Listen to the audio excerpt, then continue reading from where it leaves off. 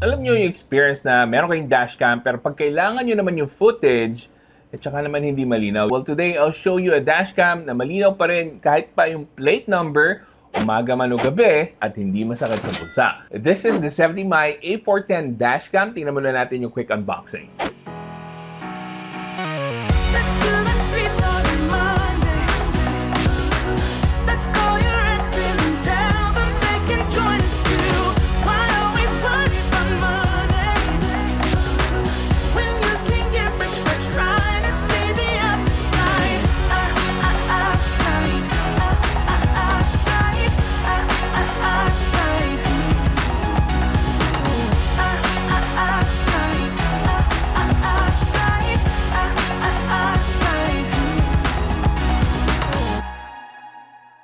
So, unahin natin ang pinaka-importante pagdating sa dashcam, yung linaw ng camera nito. So, itong A410, meron tayong option na bumili ng set or pwedeng yung front camera lang. So, I got the set. So, meron tayong rear camera video recording as well. So, sa daytime front camera, klarong-klaro po yung video natin dito. Naka 1440p resolution tayo. At kitang-kita talaga yung mga plaka ng mga kotse na nasa unahan natin. So, walang makakalusot kung sakali mang magkaroon ng insidente.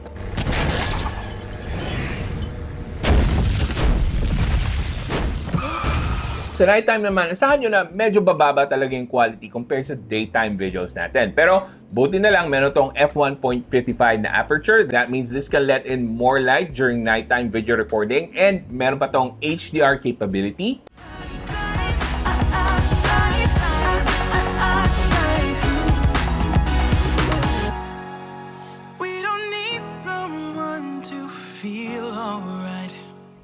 At ang binibida ni 70mi is that meron tong super night vision algorithm na proprietary sa kanila. But what this means in simple terms is that maliwanag pa rin naman yung video na makukuha natin at nighttime and makikita pa rin natin yung mga importanteng detalye, pati na syempre yung mga plate numbers, again, kung sakali lang na magkaroon ng mga insidente.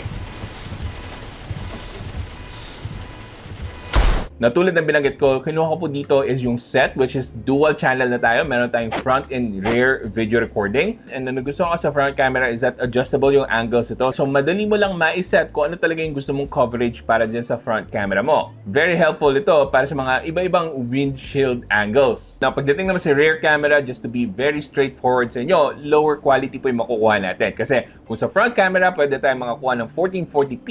Sa rear camera naman, it's limited to 1080p lang. Pero malinaw pa rin naman para makita natin yung mga detalye kung ano yung nangyari sa likod natin kung sakaling magkaroon ng rear collisions. And speaking of possible collisions, meron rin itong built-in na G-sensor na tinatawag nila. So kapag may biglaang banggaan, yung built-in G-sensor nito ang magdedetect ng impact. At once ma-detect, automatic na mag-activate yung emergency video recording nito at ilalock niya yung clip. Ibig sabihin, hindi mabubura agad yung clip na yan na napaka-importante lalo na kung kailangan nyo ng ebidensya sa mga insidente ng banggaan. Isa pang magandang feature dito is that built-in na yung GPS niya. So nare-record nito yung speed, yung ruta mo, at yung exact coordinates as well. Makakatulong to just in case meron kayong insurance claim kasi nandito na yung ibang mga detalye na kailangan nyo. Pagdating sa installation, napakadali lang naman ikabit ito kung sakaling plug and play lang yung gagawin nyo. But in my case, pina-hardwire ko siya para meron tayong 24/7 surveillance.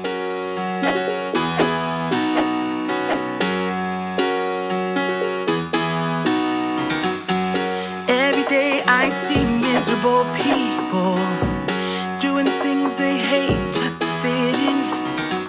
I know it's At para mas mapabilis yung proseso, doon ako nagpa-install sa Gadget Baby ng 70mi A410 na set na hardwire para sa 24/7 na surveillance kapag nakapark yung sasakyan. Mas kampante ako at alam kong professional yung pagkagawa at pagkakabit ng mga dashcam kapag dito sa Gadget Baby kasi nasubukan ko na before sa isang dashcam na ni-review ko as well. At dahil nabanggit ko na rin yung 24/7 na surveillance na feature na meron dito pag naka-hardwire, gumagana po yung parehong front and rear camera kapag naka-surveillance mode ito. This is gonna be a really nice feature so pwede nyong mabantayan yung sasakyan nyo 24/7. Makikita nyo kung sino yung umaaligid sa sasakyan nyo, sinong nasa likod ng sasakyan nyo. At ang sabi nga ng iba, priceless po ang pagkakaroon ng peace of mind, lalo na pagdating sa isang property tulad ng sasakyan. So 2 thumbs up para sa akin itong 24-hour surveillance para dito sa sasakyan. Now, kung hindi naman kayo actively nagmo-monitor sa dashcam nyo, Well, this has a nice standby feature kasi nagiging digital clock siya.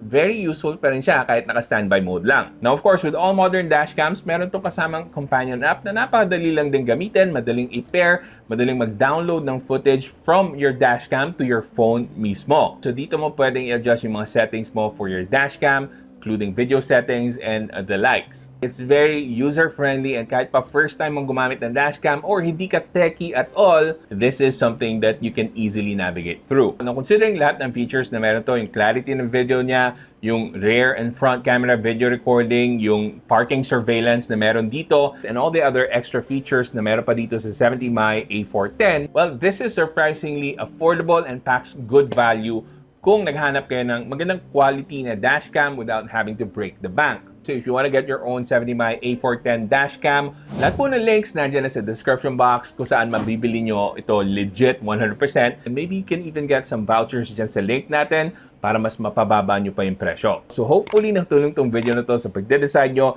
And kung gusto nyo pang manood ng mga videos ko, may mga ililink po ako dyan. Panigurado, magugustuhan nyo yung mga yan. Hanggang sa susunod, ako nga pala ulit si Janus ng Pinoy Tech Dad. Kita-kita ulit tayo.